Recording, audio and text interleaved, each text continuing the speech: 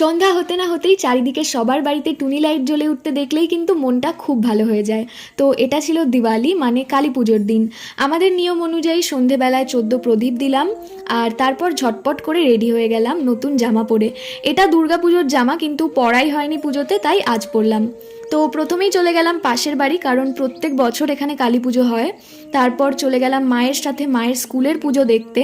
সত্যি বলতে ঠাকুর দেখতে যাওয়ার কোনো প্ল্যানই ছিল না, কিন্তু সাডেনলি আমি আর মা প্ল্যান করি আমরা ঠাকুর দেখতে যাব।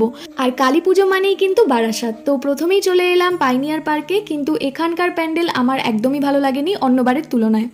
আর সমস্ত জায়গায় নো এন্ট্রি করে দেওয়ায় প্রচুর হাঁটতে হয়েছে। তারপর চলে এলাম নবপল্লী ঠাকুর দেখতে, কিন্তু এটাও আমাকে ডিসঅ্যাপয়েন্ট করেছে। ভেতরটা খুবই সুন্দর হলেও বাইরেটা একদমই ভালো লাগেনি।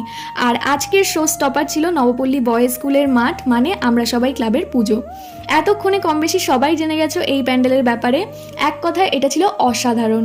আর শুধু বাইরেটাই নয়, ভেতরে কৃষ্ণকালীটাও ছিল অনবদ্য।